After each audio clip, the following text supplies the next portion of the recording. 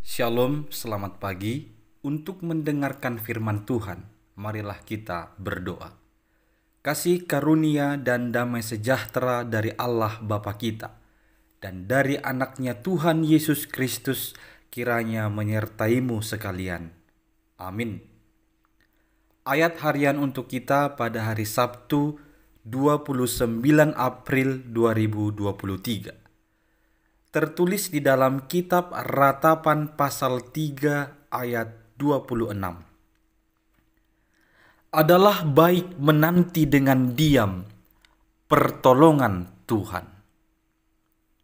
Saudara-saudari yang dikasihi oleh Tuhan Yesus Kristus, pernah ada sebuah kisah seorang ayah memberi tantangan kepada dua anaknya, yakni untuk menemukan sebuah arloji atau jam tangan yang sengaja disembunyikan ayahnya dalam tumpukan jerami.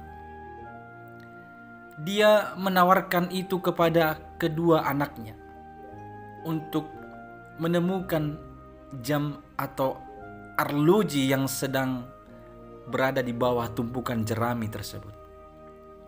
Siapa yang pertama menemukannya, maka dia akan diberikan hadiah dan juga diberi waktu untuk mencari arloji tersebut. Si anak pertama pun dengan semangat, dengan segala kekuatannya, dia mengobrak-abrik itu tumpukan jerami.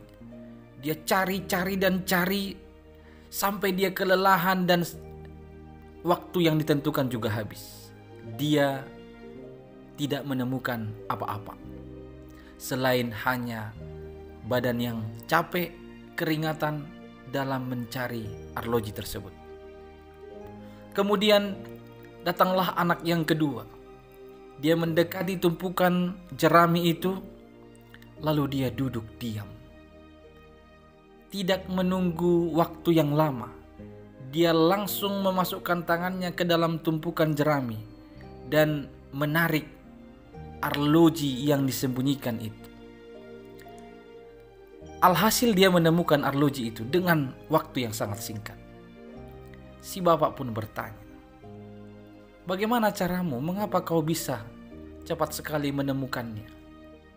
Kemudian si anak nomor 2 menjawab, "Aku memilih duduk diam, menggunakan telingaku terbuka lebar-lebar, mendengar detik jarum daripada jam arloji itu atau jam tangan itu.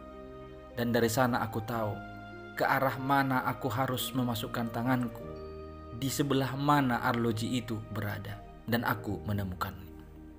Akhirnya dialah pemenangnya dan dia diberi hadiah oleh ayahnya. Bapak, Ibu, saudara-saudari, ini adalah sebuah penggambaran.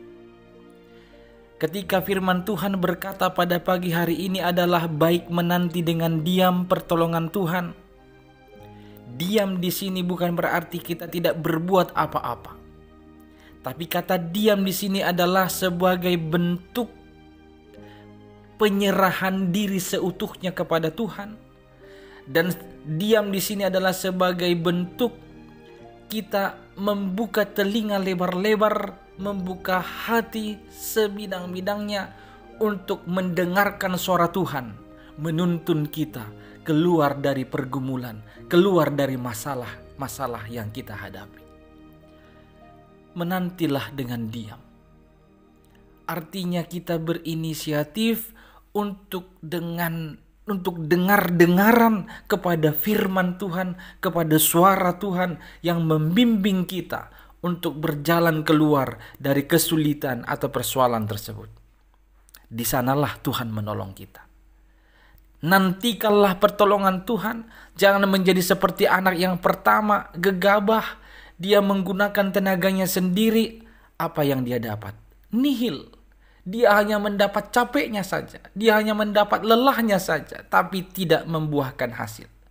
Sedangkan anak yang kedua, dia menggunakan waktu diam itu untuk benar-benar mendengar dengan seksama suara dari jam tangan itu. Dan akhirnya dia berhasil. Marilah memilih seperti anak yang kedua ini. Duduklah diam menanti pertolongan dari Tuhan. Tanyakan kepada Tuhan, dengarkan suara Tuhan. Apa yang perlu kau lakukan? Bagaimana kamu harus bersikap terhadap pergumulan dan persoalan yang sedang kau hadapi saat ini? Dan dari sanalah Tuhan menolongmu untuk melalui segala persoalanmu dan memperoleh hati yang tenang dan kehidupan yang tenang juga. Diamlah menantikan pertolongan Tuhan. Amin. Kita berdoa. Ya Tuhan Allah kami, berikanlah kami ketenangan di dalam jiwa saat badai cobaan menerpa, agar kami dapat mendengarkan suara-Mu untuk menerima pertolongan-Mu keluar dari persoalan kami. Dalam Kristus Yesus kami berdoa. Amin.